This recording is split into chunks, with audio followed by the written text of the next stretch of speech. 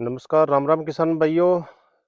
बटनेर पाठशाला में सभी किसान भाइयों का स्वागत है। किसान भाइयों, रबी फसलों के अंतर्गत आज गेहूं फसल के बारे में बात करेंगे। किसान भाइयों, गेहूं फसल की अवस्था की बात करें तो किसान भाइयों, इस समय है जो सिट्टा अवस्था में है, फसल है जो अपने ये कह सकते हैं घोटे के अंदर है और सिट्टे निकलने की अवस्था है। तो इस समय हमें विशेष सावधानी रखनी है, क्योंकि जो आप फ्लैग लीफ देख पा रहे हो, फ्लैग लीफ हमारा जितना सुरक्षित होगा उतनी ही आगे जाकर के बाली के अंदर मजबूत दाने बनेंगे, अच्छे दाने बनेंगे, दानों का भराव अच्छा होगा, दानों की संख्या ज्यादा होगी और हमें उत्पादन है जो अच्छा मिलेगा। तो इस समय किसान भाइयों, आप फोलियर जो फर्टिलाइजर आपको मार्केट में उपलब्ध है उनका आप स्प्रे कर सकते हो। इस समय आप एक ही विशेष ध्यान ये रखें, यदि ऊपर की जो पत्ती है, फ्लैग लिप है, जैसा कि आप वीडियो में देख पा रहे हो, स्प्रिंग की भांति है, जो गोल हो रही है, श्रिंक हो रही है, तो इसमें मैग्नीज की कमी दर्शाती है। तो आप मैग्नीज का भी इसमें स्प्रे कर सकते हो। और गोब अवस्था में किसान भाइयों, जब सिट्टा निकलने वाली हो तो उस समय आप 05234 का स्प्रे कर सकते हो।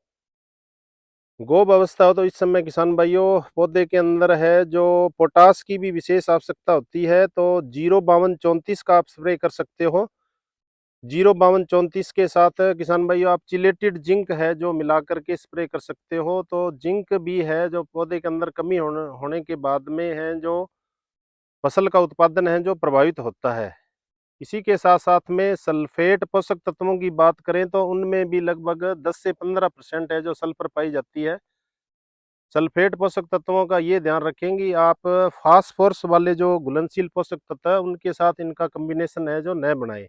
इसलिए 05234 का जब भी आप स्प्रे करें तो इसके साथ में आप जिंक सल्फेट या मैग्नीशियम सल्फेट या मैग्नीज सल्फेट न मिलाएं। चिलेटेड जिंक आप मिला सकते हो 1 ग्राम प्रति लीटर पानी के हिसाब से, यानी 100 लीटर पानी में 100 ग्राम चिलेटेड जिंक। और 05234 की बात करें तो आप 500 ग्राम मिला करके स्प्रे कर सकते हो। बोब अवस्था में किसान भाइयों, कृषि वैज्ञानिकों की बात करें तो 13-045 का आप स्प्रे कर सकते हो। 13-045 के साथ में यदि झंडी पत्ता श्रिंक हो रहा है, स्प्रिंग की भांति हो रहा है, तो आप मैग्नीज सल्फेट मिला सकते हो। मैग्नीज सल्फेट की मात्रा की बात करें तो 500 ग्राम आप 100 लीटर पानी में, यानी 5 ग्राम प्रति लीटर पानी के हिसाब से।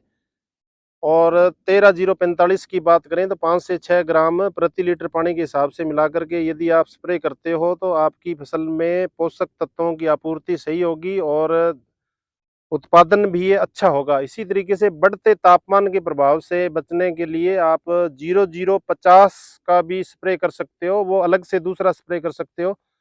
0050 की बात करें तो आप 500 ग्राम 100 लीटर पानी में मिला के यदि स्प्रे करते हो तो सभी पोषक तत्वों की आपूर्ति होगी। पोटास भी फसल के अंदर रोग प्रतिरोधक क्षमता, दानों के अंदर चमक पैदा करता है। इसी तरीके से पुरानी वैरायटियां, यदि आपने HD 2851 है, 2968 है या 343, इस तरह की पुरानी वैरायटी है जो खेत के अंदर लगा रखी है, तो इसके अंदर येलो रस्ट की इस समय समस्या आ सकती है, क्योंकि येलो रस्ट है वो हवा से फैलने वाली बीमारी है। और इसके जो कनेडिया है वो पहाड़ों पर, यानी हिमालय पर्वत के ऊपर पाए जाते हैं। और जब उत्तरी पश्चिमी विक्षोभों से मैदानी इलाकों में बारिश होती है तो हवा के माध्यम से कोनेडिया है जो पुरानी जाति के अंदर प्रकोप होता है, तो येलो रस्ट भी फसल के अंदर 15 से 20% नुकसान कर सकता है। तो इसके नियंत्रण के लिए आप प्रोपिकेनाजोल है या टेबुकेनाजोल दवा 1 ml प्रति लीटर पानी के हिसाब से मिला करके स्प्रे करते हो तो येलो रस्ट से भी हमें सुरक्षा मिलती है। तो इस समय किसान भाई है अपनी गेहूं की फसल की विशेष सुरक्षा रख करें और पोषक तत्वों का सही प्रबंधन करें।